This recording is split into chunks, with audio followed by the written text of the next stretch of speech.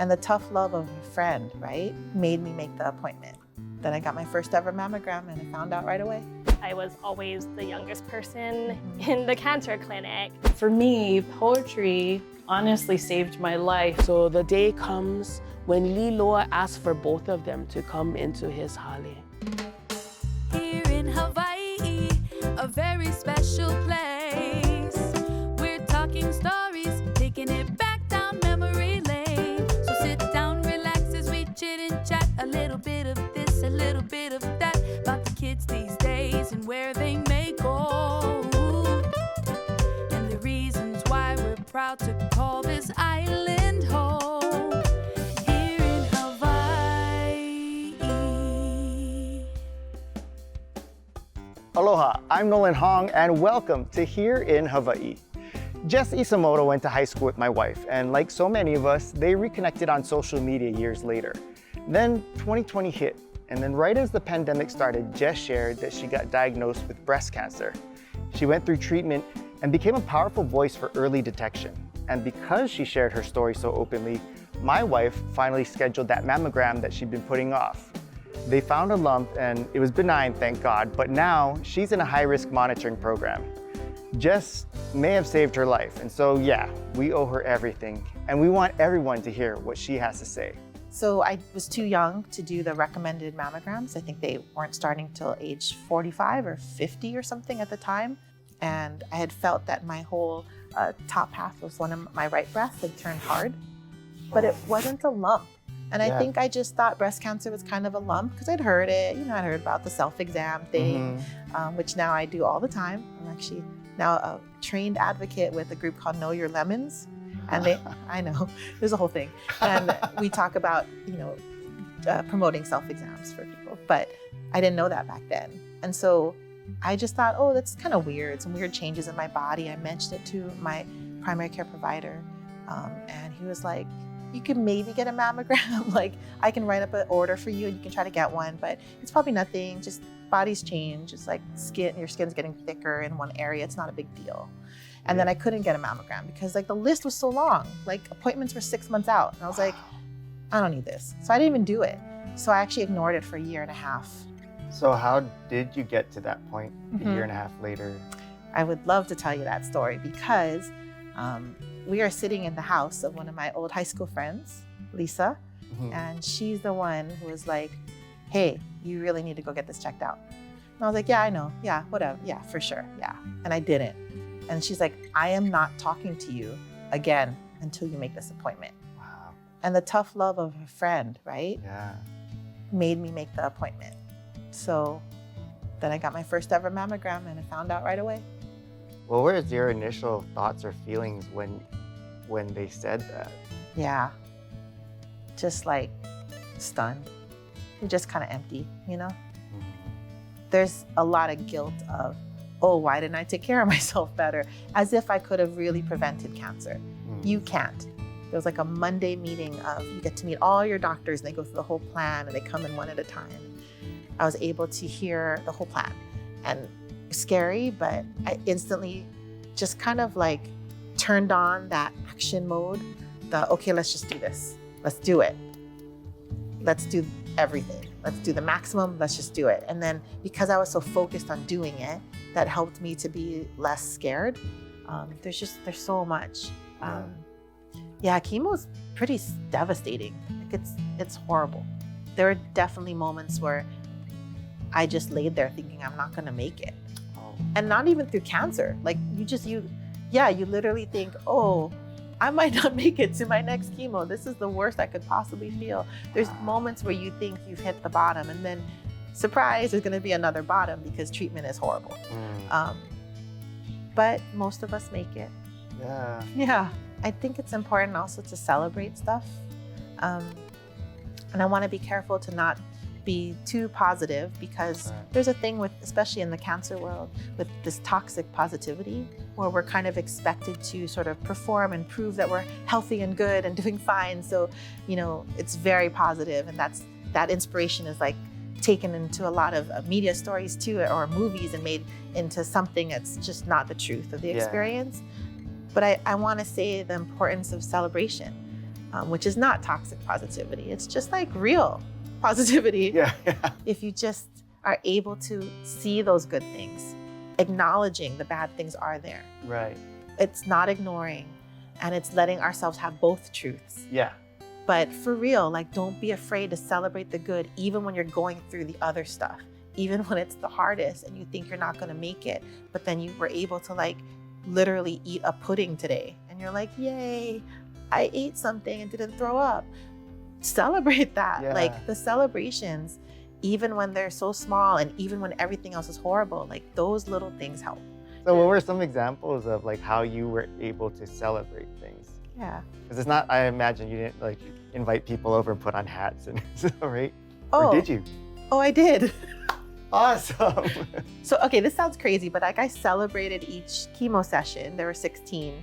And really celebration now, looking back, is not the right word, but let me just get there. Yeah. Like, I was dreading going into chemo, right? Each time you go, you're going in, you're walking yourself in to receive poison that hurts. It's painful, it knocks you down for days, and you have to sit there and just take it. Yeah. And it just sucks, it's horrible. But one of the ways I tricked myself or found the energy and the just go do it, here's how I can do it, to look forward to it almost, is I themed out each chemo session. And so like, one week was, I'm a LA Dodgers fan. It was Dodgers Day, and I wore all the stuff and brought a little thing that you press the button and it says time for Dodger baseball. Like something to make it fun. I had a day that was a donut day, and I just wore like a donut headband and like I do not care shirt. And I brought donuts for everybody, like super simple, but just fun. Yeah. And it made me happy because I was kind of planning for it, which was a distraction. And it's not something that everyone can do. Like some people are full devastated during chemo. Like you literally can't even walk to chemo. Like you're just like, someone just rolling you in and you just barely making it. This is also the truth. Yeah. I had the energy to do it and it worked for me. But yeah, the celebrating thing, even when it's a cute theme during chemo, or just an actual like date of something I'm truly celebrating, like literally the last chemo, that was a celebration, So yeah, it helped. It's worth it.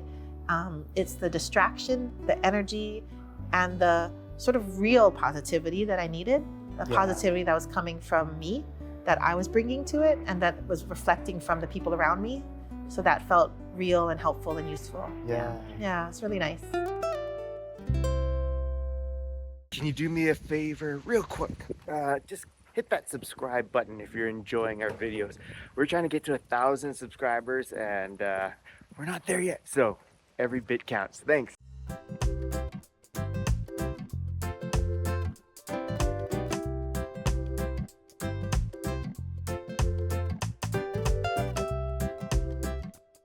We have more with Jess coming up, but first I want to introduce you to Brandy Nālani McDougall, the second Hawaii State Poet Laureate. I know, sounds super official and fancy, right? And honestly, I had no idea what that meant, so I asked. A poet laureate in general can represent a city, the person can represent a state, and it can represent a country. So in Hawaii, it has been fairly recent that we've had a poet laureate. The poet laureate would offer workshops, would plan group readings, and then overall promote poetry within Hawaii during their term. I was really privileged to be asked to participate in this Wahipana project, which is guided by, supervised by the City and County of Honolulu and the Mayor's Office on Culture and the Art. We are here at the two final signs within my 4-sign art piece called Le'ahi. For me, poetry honestly saved my life because it allowed me to feel something which I needed to do in order to process it.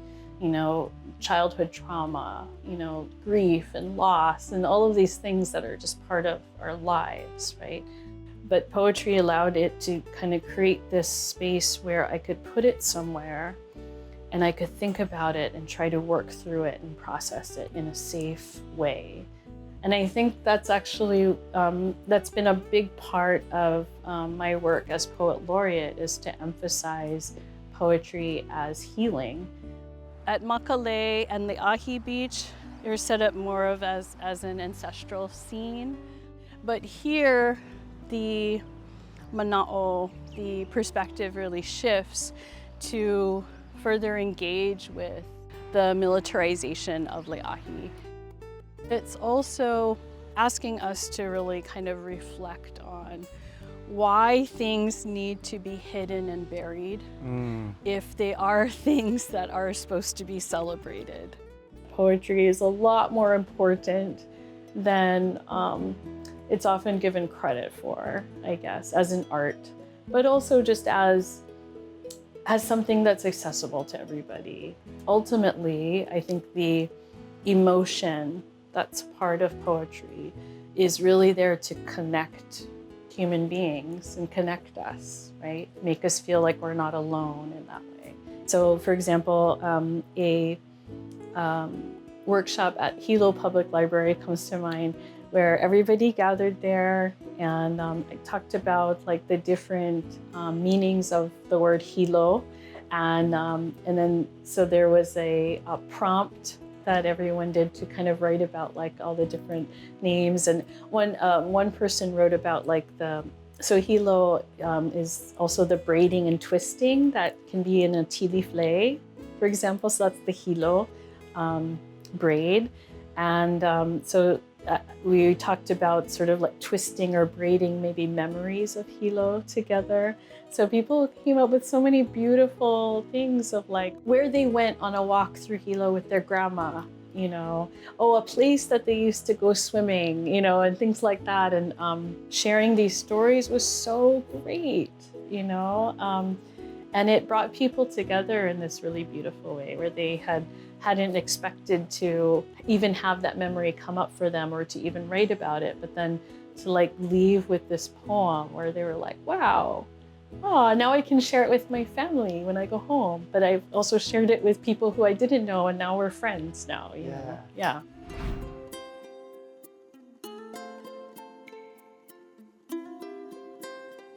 For friends and family, if you're trying to support someone who's going through cancer treatment and the diagnosis and all of that, yes, be there, that's awesome. But it's like when they're done, they really still need you because they're trying to get back into life and everything looks different now. So if you could just continue to be there, to me, that's when it was the hardest. The survivorship world is difficult. The transition's hard for everyone. There's no right answer. The path looks different for everybody.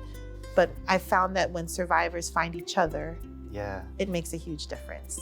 The community aspect, because no one else really gets it. Even when each of our paths are different, we get it, you know? When I was looking on social media, there's not a lot of Asians with breast cancer that I could find.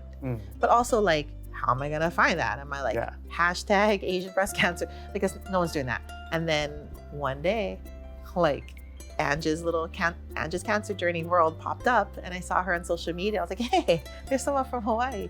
Oh, that's like, maybe I should connect with this person. I was so excited. And she was so open in sharing what she was going through, having just been diagnosed, and then eventually like full on friendship. And I just love her so much. She's just awesome. Oh, it's so good to see you. Good to see you oh my God, too. thank you so much for coming. I think where I struggled the most was the sort of social support, because I often felt very isolated. I was always the youngest person in the cancer clinic. I didn't know anyone my age who had breast cancer or who had, you know, been through treatment. I knew a few people, aunties and you know, friends of friends here and there. Most of them were in their 50s or 60s. And so it just felt really lonely. And it really wasn't until I started sharing my story on Instagram that I actually met people like Jess who could relate to me. One of the reasons why I was so drawn to Jess and her content is because she is very open about all facets of the cancer experience. It's not just, you know, being brave and putting on a pink shirt and being strong and inspiring. I mean, yes, it is that too. There's a lot about Jess that inspires me, but it's also showing that you have hard days, that you are dealing with challenges, whether that's physical, mental, etc. And that in itself has helped me to feel like it was a safe space for me to share those parts of myself too. There's just something that is different and unique about forming a friendship and a relationship with someone within the cancer community, because you really feel like they see and understand what you're going through, and you don't need to worry about comforting them, which weirdly happens a lot, especially when you are a younger individual with cancer. You have people who are coming to you and saying, "You're so young," or "I'm so worried about you." You know, I'm so sorry, my aunt had cancer. Yeah, she died, she but you're gonna be died. fine. We're like, oh, thank you. We get these comments all the time. Yeah. Or you look so good for what you're going through. I mean, there are so many things that we hear every single day, and all the time. I realized that I was starting to feel like instead of being the one that would receive the comfort, I would have to say, "Oh, Auntie, I'm gonna be okay. Don't worry about me. I'm so sorry about your friend." You know, it's all gonna work out. Like it's okay, right? And in doing that, you sometimes forget to focus on yourself, and you sometimes put off your own mental health and your own well-being. So when you meet someone who has gone through it or is going through it too, you don't have to worry about saying, "It's okay," right? They get it. They know what you're going through. They know that it sucks, but then you can also get through it together. In today's Elevate 808 Throwback, we're highlighting the Equus Hotel, Waikiki's last family-owned and operated boutique hotel, and their sister company, Hawaiʻi Polo Club. A big mahalo to Hawaii State Federal Credit Union for making all of this possible. My grandpa built the Equus Hotel, which at the time was called the Driftwood.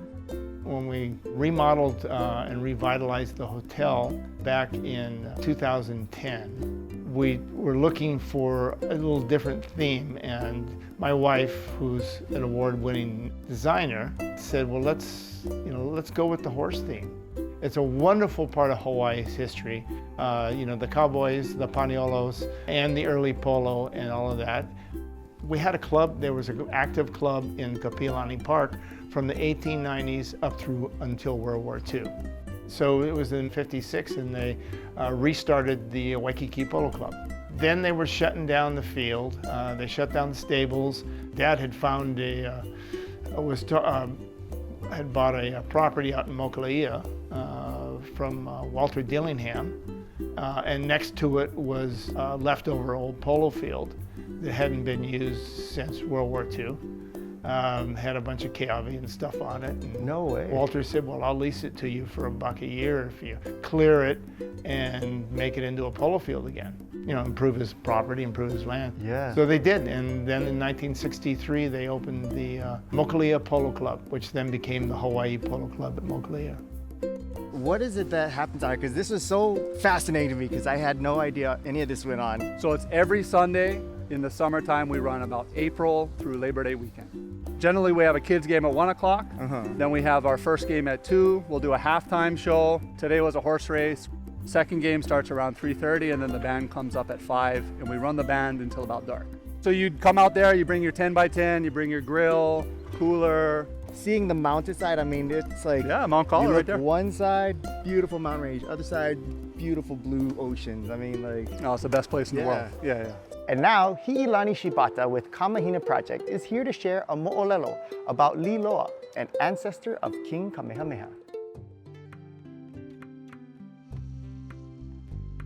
Mai ka moku o ke ave a I na moku o mano kalanipo. Aloha mai o wau o Hiʻilani Shibata, and I'm excited to share this moʻolelo today with you. In this moʻolelo, we take a journey to the beautiful valley of Waipiʻo. And there you will find a king. He was one of the greatest kings of all time, and his name was Līloa. And Līloa was loved by all of the people of Waipiʻo. Well, one day, the king decided he wanted to just take a stroll and look at the other valleys. So he walks by himself and he goes along the coast. And all of a sudden, he hears this beautiful voice calling to him. And he follows this voice into this valley. It gets louder and louder. And as he comes onto this beautiful pool of water at the bottom of this trickling waterfall, he sees the most radiant woman he had ever seen in his life. She's singing to herself as she's bathing. And when she notices him, she smiles and bows her head. He beckons for her to come out of the water. And as she emerges out of the water, she introduces herself as Akahia Kuleana. He recognizes the name because her beauty was talked about through all of Hawaii. So they enjoy this afternoon together. They go to the ocean. They go back to the stream. And at the end of the day, as the sun is setting, he turns to her and says, Akahia Kuleana, you are now with child. And if you have a girl, please name her and bring her into your family. But if you have a boy, you must name him ʻUmi and bring him into my family. And with that, he takes off his leiniho palaua, his human hair braided necklace with the palaua, the tooth of the sperm whale carved in the shape of a tongue, and gives it to her. He takes his dagger, his pahua, and gives that to her. And the last thing he gives to her is his sash, his ka'i, and he gives that to her. And he says, these are my prized possessions. And when it is time, you tell him, come to find me in Waipiʻo Valley and give me these things, and I will recognize him as ʻUmi, my son. So she returns back to where she is living, and he returns back to Waipiʻo Valley. Her partner was so excited that they were going to have a child. Now, when the child is born, they raise the child as their own. Now, when this child, ʻUmi, is about 9 years old, ʻUmi and his father get into a fight. And as his father is about to strike him, Akahia Kuleana throws herself in front of the father and says, no, ʻaʻole, you cannot hit this child. And he says, what do you mean? And she says, this is not your child.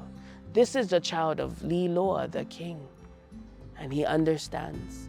So at that moment, she gathers these prized possessions of Līloa and she bestows them upon ʻUmi. And she explains to him, now is the time that you must go to Waipiʻo Valley and go in front of your father, Līloa, and he will recognize you.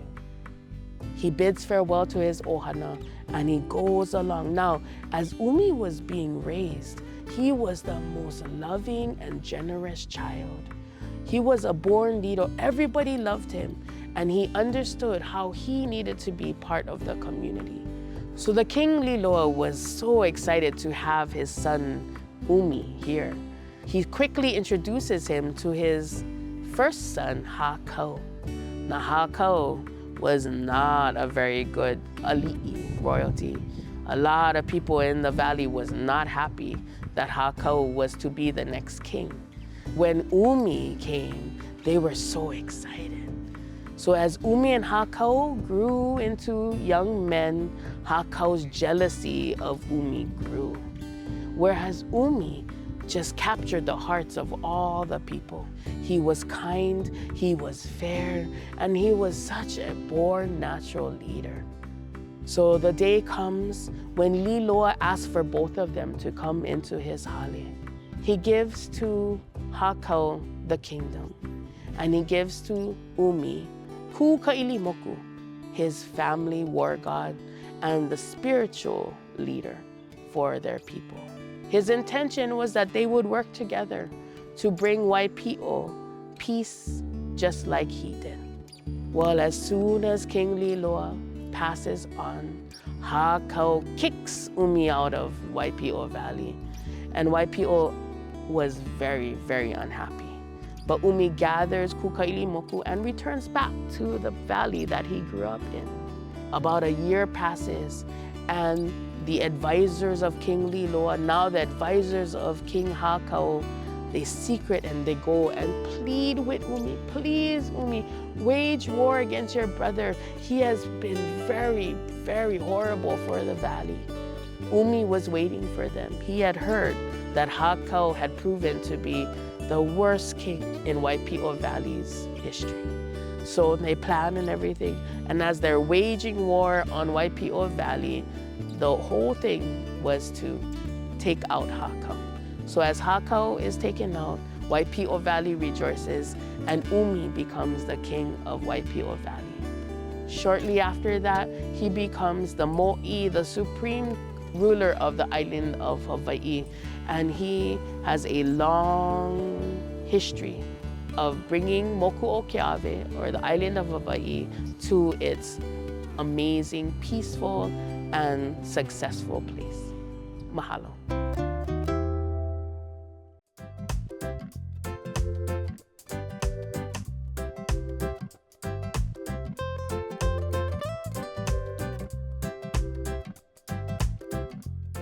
There's so much we couldn't fit in here. More with Jess and Anj about what they wish cancer muggles understood, and Brandy sharing the deeper story behind her incredible leahi installation, and Hiʻilani unpacking all the wisdom in that moʻolelo. Subscribe to our YouTube channel here in Hawaii TV and hit that notification bell while you're there. That way you won't miss any of these when we drop them. Well, that's it for this episode. We'll see you next time. Aloha. The #1 question people receive after they're diagnosed and going through treatment is, what can I do for you? How can I help? What do you need? And when you are going to millions of doctor appointments, dealing with side effects, just trying to literally live and survive, that's the last thing that you want to do, is add to your mental load of trying to figure out how so-and-so can help you when it works for their schedule and their lifestyle. And I think what has actually been the most helpful is for someone to send a glimmer, to send a funny video or a song, or to just simply show up. Yep. Drop off a box of manapuas on the doorstep, send a gift card so that we can order groceries for the week, call or text and just say that I'm thinking of you. I always loved when people, and continue to love when people, instead of asking me to figure out how they can help, just, show up for you. Yeah, because we already feel pretty bad, like, to be the one sick person going through all this stuff and then be like, oh, and here's all the ways you could help me. Like, there's no way. Not only could I probably mentally not do it, I'm not gonna do it. But it'd be really great if someone who's trying to help someone else can just do it. Like, walk their dog, take their kids to the park, just check in with their own caregiver, because their caregiver doesn't always know how to ask for help, and help that person. Those kind of things would be super helpful.